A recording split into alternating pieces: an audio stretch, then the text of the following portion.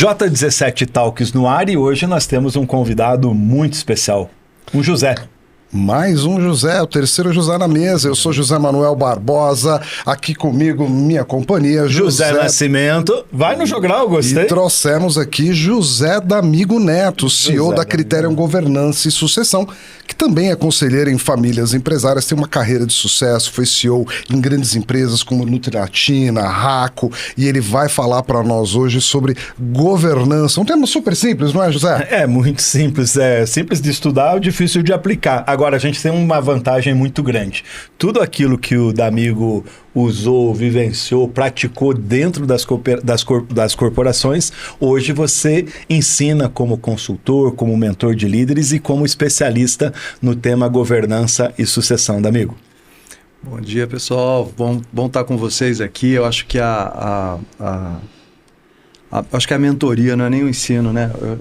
Eu acho que a gente transferir conhecimento ao invés de ensinar, né? Ou seja, a pessoa aprende conectando os pontos que a gente entrega no processo neuroquímico da pessoa, assim, né? Ela faz a coisa acontecer, né? Então, assim, o meu trabalho tem sido falar de governança de forma descomplicada, falar de sucessão de forma descomplicada, mas acima de tudo fazer da governança e da sucessão motores verdadeiros de continuidade, de sustentabilidade dos legados nas empresas. Boa essa palavra, né? De forma descomplicada. Aí assim é gostoso. E precisa descomplicar porque governança e sucessão são fundamentais para as empresas fazerem negócios e atraírem clientes. Você faria negócio e deixaria o seu dinheiro num banco que não tem governança, que não tem critérios de compliance e que não tem um plano de continuidade de negócios? Pois é, governança e sucessão, junto dos temas ESG, Environment, Social e Governance, andam todos de mãos dadas e principalmente nós, no J17, mostramos para o mercado que nós somos uma fortaleza inabalável em governança. Você, cliente, pode vir fazer negócio aqui com a gente porque o seu dinheiro estará seguro e todos os processos estão seguros por uma continuidade de negócios muito bem planejada. E essa parte do trabalho que o José D'Amigo faz e vai contar para a gente aqui como é que a gente constrói uma empresa de fato com governança e por que ela é tão importante para mantê-la no trilho.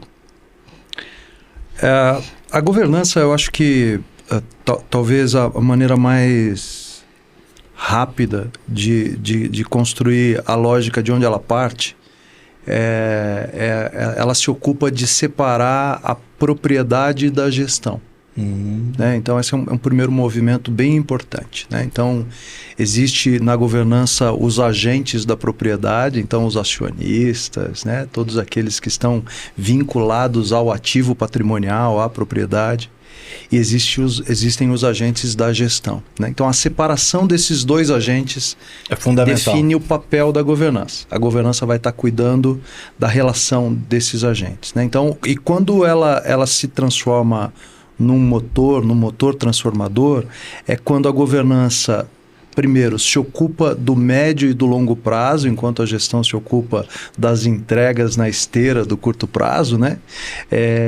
E quando a governança ela sensoreia o futuro para compreender todo o impacto que o futuro tem no negócio, tanto hoje quanto amanhã, já preparando a organização. Então, a ocupação da governança é essa, ou seja, é apoiar a esteira do curto prazo da execução da gestão, tendo já planejado, tendo trabalhado com antecedência essas tendências de futuro. Que joia, né?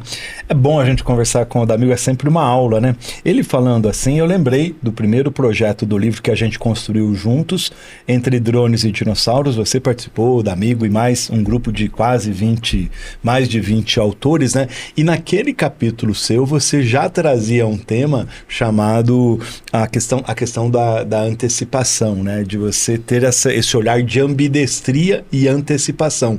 E você falando sobre governança tem tudo a ver, quer dizer, você tem uma empresa, tem um negócio, tem um patrimônio familiar, como é que você faz ele dentro da sua linha do tempo ser efetivo no presente e esse olhar para o futuro?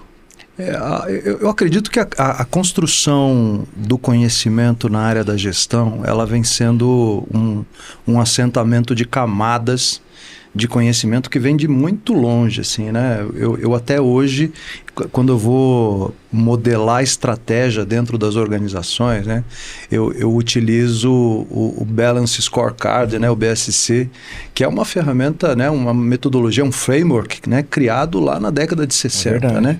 E hoje funciona de uma maneira perfeita para as organizações mais complexas, né? E a ambidestria é a mesma coisa, né? Quando você olha lá, tem o Peter Diamandis, por exemplo, o Vale do Silício falando do motor 1 e do motor 2, essas questões todas, eles não estão fazendo nada além do que dar uma roupa um pouco diferente e mais atual para o que o Tushman e o O'Reilly lá na década de 70 criaram quando formularam a tese da ambidestria, da mente ambidestra, né?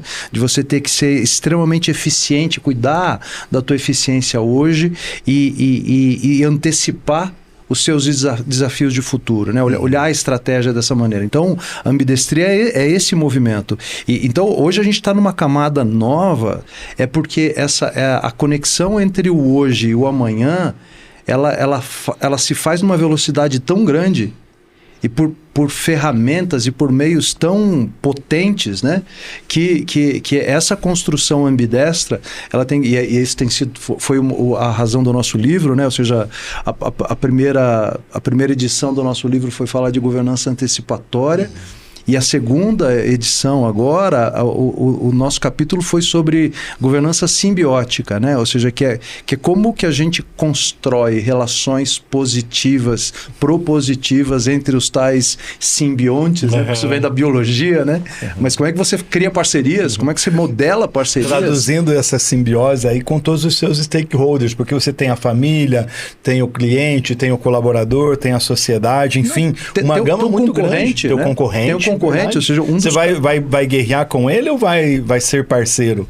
Um dos pontos do livro, eu falo sobre o tema ame o seu inimigo, né? Ou seja, desenvolver parcerias que até certo tempo atrás seriam improváveis, né? Mas hoje você vê montadoras de veículos no modelo tradicional precisando se unir, criar engenharias de maneira combinada, construir modelos produtivos e construtivos combinados para poder fazer frente a outras montadoras de veículos elétricos, né, e a hidrogênio que estão por aí para concorrer no mercado. Então é disso que eu falo da simbiose. E o cara que já investiu em inovação dizendo o seguinte, eu tenho que vender para esse meu concorrente porque senão o que eu tenho na minha mão vai ficar velho muito rapidamente, né, Zé? E não só isso.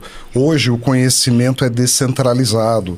Há muitas especialidades verticalizadas por nicho e por empresa. O nosso concorrente é um competidor, mas não quer dizer que ele é meu adversário e meu inimigo. Nós podemos somar competências e trabalhar conjuntamente no modelo de coopetição. Isso. Nós cooperamos competindo de uma forma muito saudável. Não é à toa que o associativismo está se reativando. Algo que há muito tempo atrás foi muito forte nas associações e entidades de classe, está sendo colocado de novo como um ponto muito importante de evolução e de cooperativismo. Agora, governança é muito importante, principalmente antecipatória, porque todas as decisões que uma empresa toma agora vão impactar o seu futuro de forma invariável.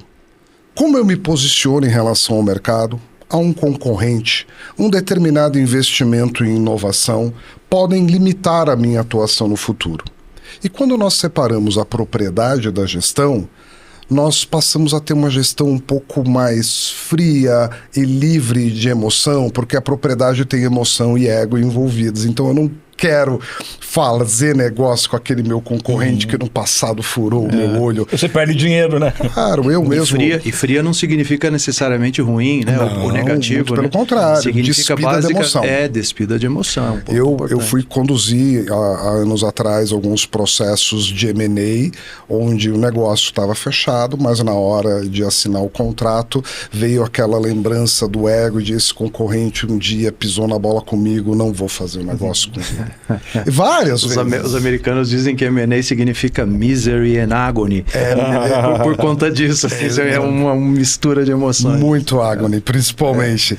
E aí, quando nós separamos isso, nós conseguimos levar para a camada de gestão nessa visão mais fria, mas porém muito cartesiana, da condução do presente, das alianças que nós faremos agora e das decisões que tomaremos que vão impactar o nosso futuro, sabendo que a sucessão está garantida, ou seja, nós dizemos para o mercado, essa empresa vai perpetuar.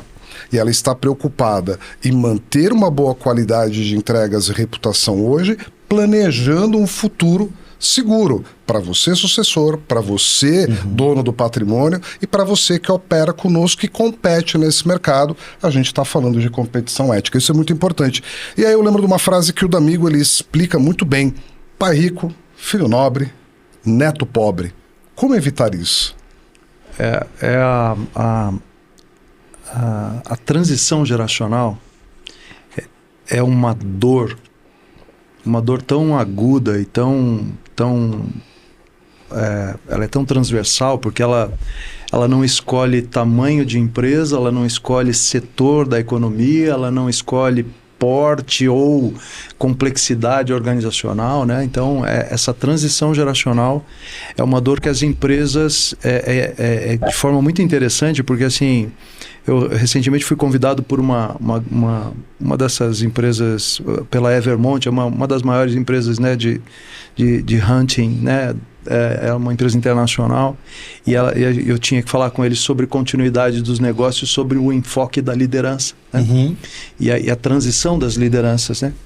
E essa dor da transição geracional, ela envolve uma série de fatores. Dentro da família, porque normalmente quando você fala em sucessão, o que vem primeiro à mente é um fundador e seus filhos, né? Ou seja, então é o G1, né? A geração 1, e aí a G2, né? E depois a geração 3. E, na família, isso já é um jogo muito complexo. Você falando assim, D'Amigo, eu pensei eu gosto dessa analogia, né? E você falou que esse aprendizado é simples, da maionese no final de semana, né? Todo mundo lá no sítio, na fazenda do dono, alguém fazendo aquela macarronada, a maionese, o senhor lá na cadeira de balanço, os genros e filhas meio por ali na cozinha, os sobrinhos ali meio pelo pátio e a criançada correndo lá na frente. É com tudo isso que tem que se preocupar, né? E no ponto que o Zé Manuel colocou agora, que eu acho que é um ponto nevrálgico, assim, né? Sobre a leitura familiar, a G2, que são os filhos, né? Ela é chamada de sociedade de irmãos, né?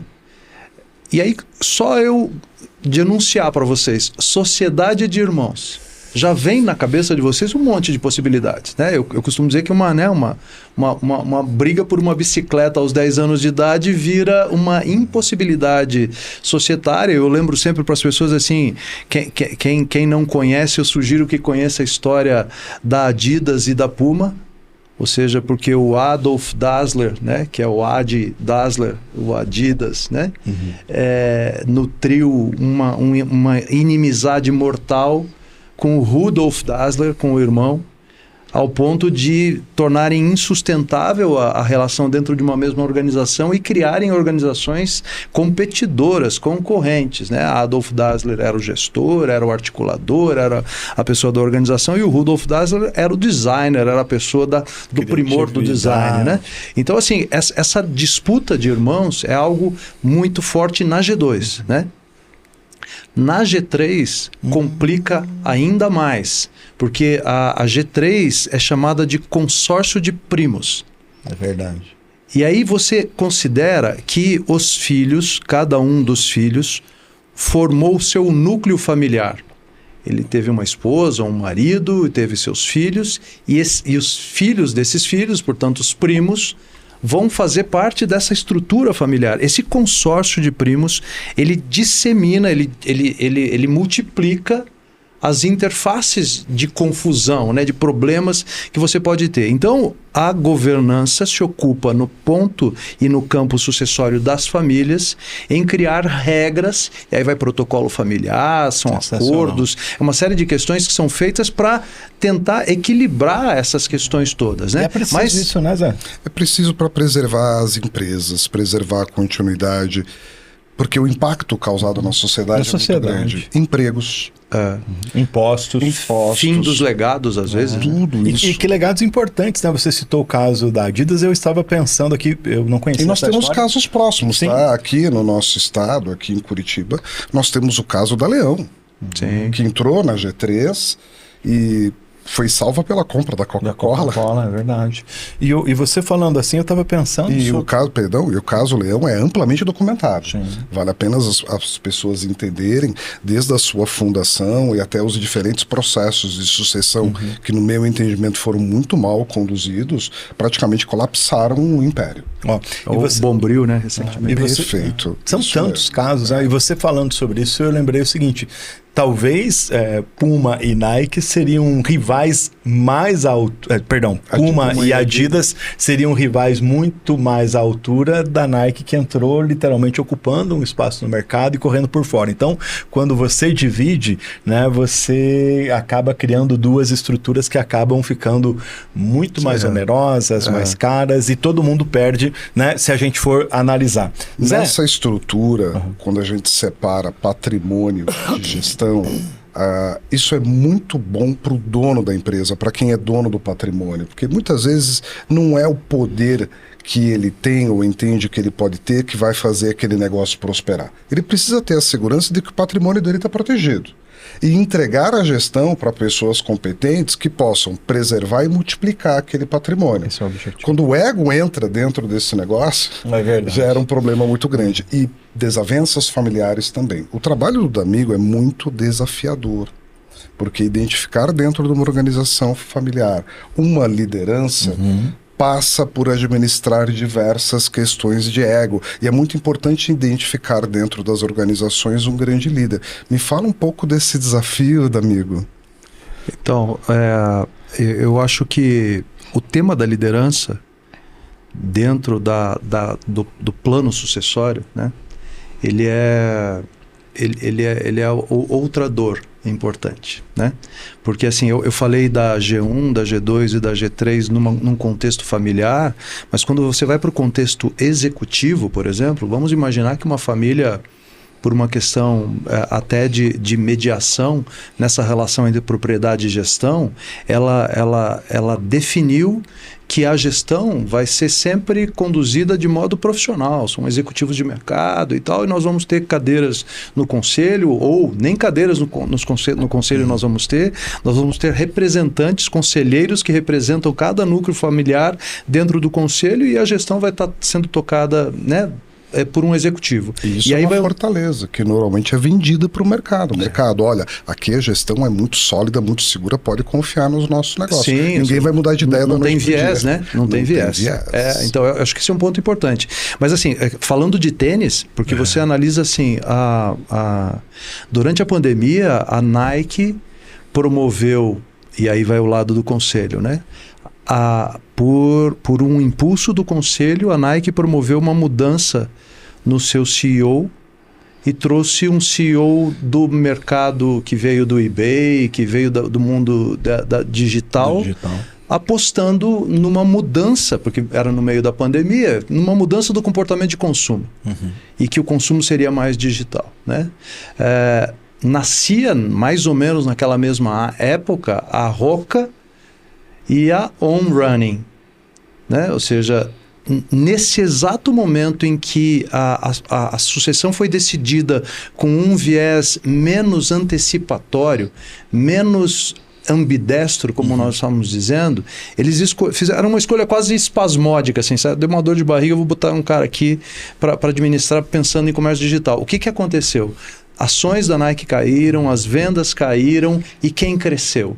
Roca e On Running cresceram fortemente nesse gap deixado pela gestão. Até o ponto que o Elliott Hill, ou seja, aposentado da Nike. Teve que voltar. Aposentado, foi chamado lá fora, isso é chamado de CEO bumerangue. Uau! Sim. Ele venha resolver as coisas. Ele teve que voltar para botar a casa em ordem dentro da Nike. Então, assim, a sucessão é um processo muito complexo, de fato. Na hora de escolher um sucessor e na hora de apoiar um sucessor, é muito importante que isso seja feito de maneira técnica e não emocional. Gestão por espasmo e decisão por espasmos é algo muito perigoso. Porque e muito comum hoje em dia nas empresas. Absolutamente comum, principalmente quando não há uma gestão preparada, né, e a ausência de uma liderança.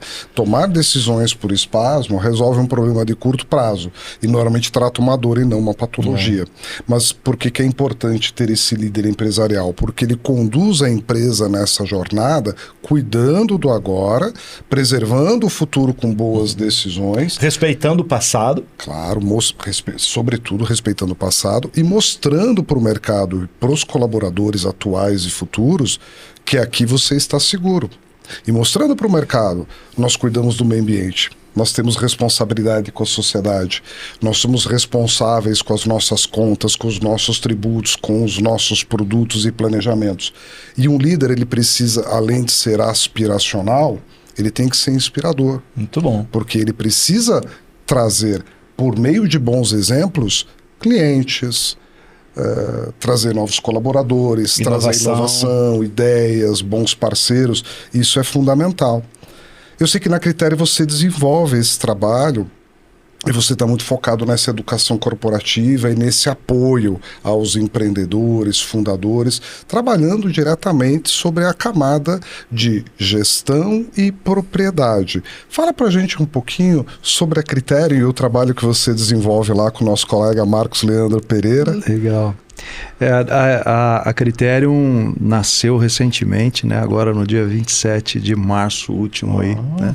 Foi uma fusão entre a DMG, a minha consultoria, né? Mais especializada mais especializada na área de sucessão, e a consultoria do Marcos Leandro Pereira, que é a RCA, que estava mais focada na parte de governança no sentido mais principiológico, de regramentos, né? Então, quando a gente somou as duas empresas, criou a fusão, a gente somou o melhor de dois mundos, né? E hoje a gente tem uma estrutura muito robusta, muito forte. São advogados, são técnicos, são analistas, são profissionais que cuidam da governança e da sucessão de uma maneira muito ampla, né? E com histórico. Nós temos um histórico de mais de 30 anos fazendo projetos na área de governança e sucessão, né? Onde talvez, Zé Manuel e Nascimento, assim, a história mais interessante que a gente conta através dos projetos é a criação de valor.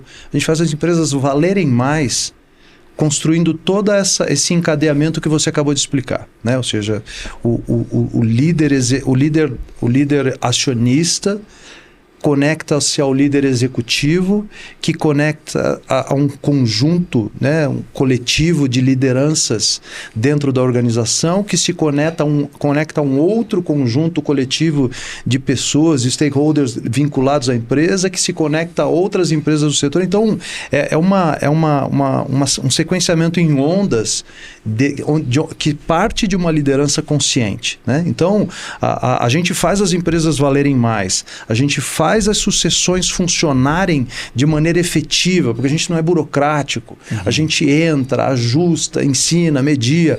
A gente atua em todos os setores. Hoje a Criterium tem clientes e atua desde o setor da indústria, do comércio, da infraestrutura, da tecnologia, do agronegócio, né? Então, em vários setores. Nós fazemos a governança do zero até a primeira governança. Então, assim, puxa, damos os primeiros passos, organizamos, sentamos como governance as a service, né? Então a gente senta como conselheiro nas organizações durante 1 ano, 2 anos, educando a empresa, letrando a empresa para a governança, né? E apoiando nesses processos todos de sucessão. Então, hoje a gente, dentro da Criterium, tem uma caixa de ferramentas, né? Um portfólio de serviços, um conjunto de coisas para oferecer para as organizações, que certamente já tem feito muita história, muita coisa bacana no mercado, mas o que a gente acredita é que agora a gente veio com um propósito adicional a tudo que a gente já fez, que é a educação.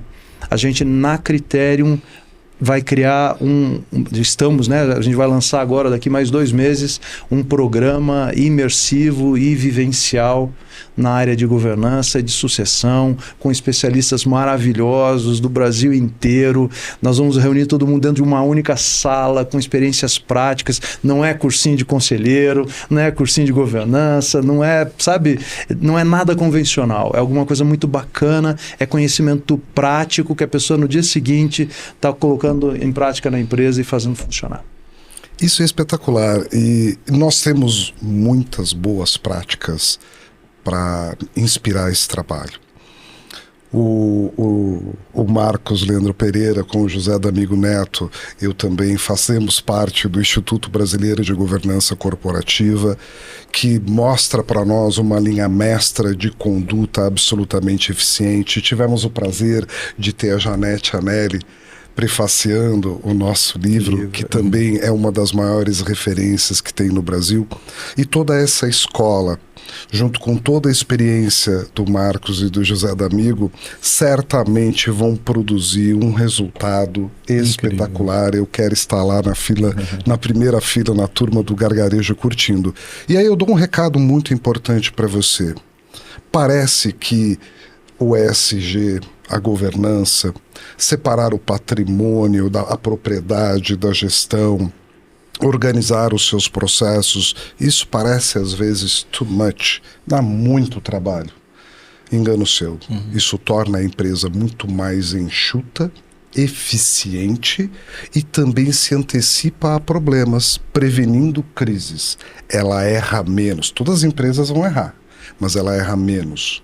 As pessoas certas nas posições certas, com os protocolos claramente definidos, ainda que a sua empresa seja uma startup em momento de tração. Para quem me conhece, eu adoro trabalhar em empresas em alto nível de tração, que são as scale-ups, onde a transformação é a grande constância. Mas isso não significa que não precisam existir processos. Eu tive o prazer de sentar ao lado do D'Amigo em alguns conselhos, e a preocupação com o D'Amigo com o futuro, ela é muito grande, mas totalmente pautada no presente. E nas pessoas, né? E principalmente nas pessoas. Nós temos que garantir a sobrevivência do negócio agora, porque a sobrevivência do negócio agora e as boas decisões vão assegurar um futuro muito saudável para essa empresa. E, de fato, pessoas sempre no centro do negócio. Quando a gente fala em ESG, que parece muitas vezes uma pauta esvaziada e que pareceu uma pauta pop, tem várias formas da gente traduzir isso em receitas que são elementares para as nossas empresas.